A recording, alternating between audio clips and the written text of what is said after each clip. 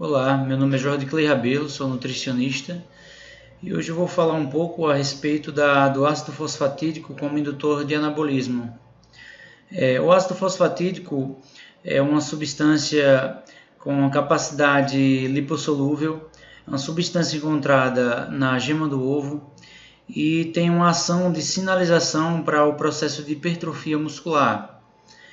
O ácido fosfatídico, por exemplo, na atividade física, quando é realizado o movimento de contração muscular, principalmente na musculação, pelo movimento realizado, a fibra muscular, o miócito, ele se contrai e nesse processo mecânico de contração ocorre uma liberação por meio do estresse mecânico de ácido fosfatídico.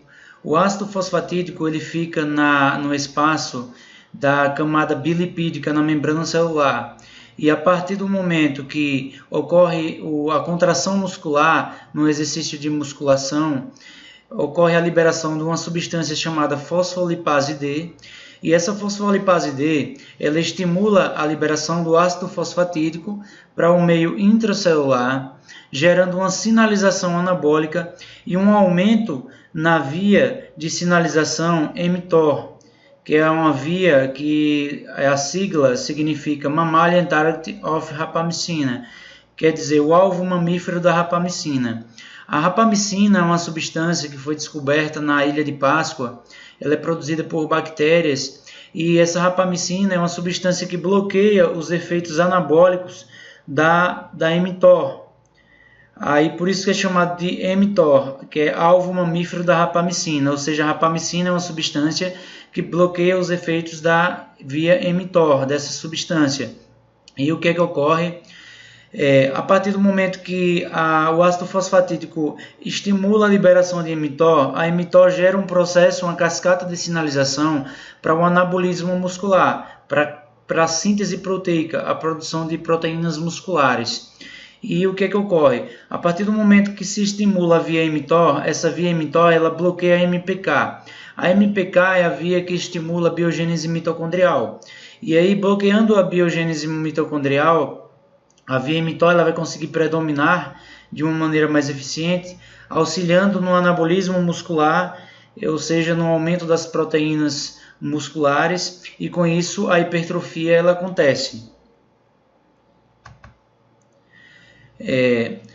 No caso da via de liberação do ácido fosfatídico, como eu já acabei adiantando, o processo de contração muscular faz a liberação da fosfolipase D, a fosfolipase D libera o ácido fosfatídico na membrana celular, esse ácido fosfatídico segue para o espaço citoplasmático, auxilia na sinalização da liberação de mTOR, a mTOR atua na via de anabolismo muscular e essa via de anabolismo muscular vai gerar uma sinalização de RNAs mensageiros para a síntese proteica nos ribossomos. Os ribossomos vão sintetizar mais proteínas musculares e essas proteínas musculares elas vão ser, no caso, incorporadas aos miócitos e com isso ocorrerá o processo de hipertrofia muscular, ou seja, com a suplementação e o estímulo da musculação, a suplementação do ácido fosfatídico ou com a ingestão via alimento, como por exemplo a gema do ovo, que tem certa quantidade de ácido fosfatídico,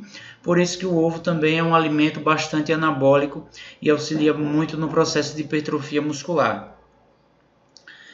Então, aí mesmo ocorrendo a sinalização da via mTOR, se não houver a presença suficiente de aminoácidos e houver um déficit calórico, se a oferta de calorias não for suficiente, a hipertrofia ela não acontecerá, porque a hipertrofia ela é totalmente dependente de aporte calórico. Se não houver um suficiente fornecimento de calorias e um suficiente fornecimento de aminoácidos essenciais, essa hipertrofia ela será bloqueada, ocorrerá uma estabilização e aí a célula muscular ela não conseguirá incorporar material biológico e com isso não conseguirá ocorrer a hipertrofia. E além do mais, a suplementação de ácido fosfatídico, que é que a literatura mostra? Que entre 500 mg e 750 mg já é uma dose suficiente para realizar o processo de hipertrofia muscular. Pode ser dividido em 2 doses diárias antes do café da manhã e do jantar, ok? E a conclusão que tiramos, os resultados deste estudo, ou seja, esse estudo aqui de Hoffman, eles chegaram ao resultado, qual resultado? O estudo sugere que uma combinação de ingestão diária de 750 mg de ácido fosfatídico combinada com um programa de treinamento resistido de 4 dias por semana, durante 8 semanas, parece ter um benefício na melhoria da força e no acúmulo de tecido magro, em indivíduos jovens treinados com exercício resistido. Ou seja, a suplementação do ácido fosfatídico ela é muito eficiente para o processo de hipertrofia e ela consegue gerar uma excelente sinalização na via mTOR. E com isso, os resultados podem ser otimizados em parceria com uma boa alimentação e com um exercício de hipertrofia de qualidade, no caso, a musculação. E por qual motivo suplementar o ácido fosfatídico em horários distantes do treino?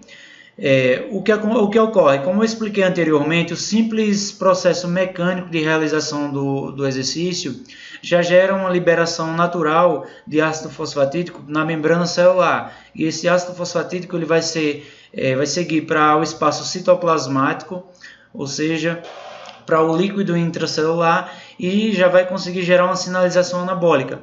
Então, suplementar o ácido fosfatídico nesse horário já não seria interessante, justamente por conta da quantidade de ácido fosfatídico que já foi liberado pela simples realização do exercício.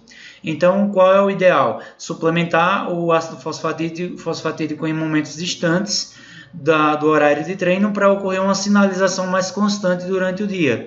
Por exemplo, se o paciente treina de manhã, ele pode tomar o ácido fosfatídico logo antes do almoço e logo antes do jantar para gerar uma sinalização em 3 horários do dia. Uma natural por meio do exercício e mais 2 por meio da suplementação ou da ingestão de ovo, por exemplo. Ok?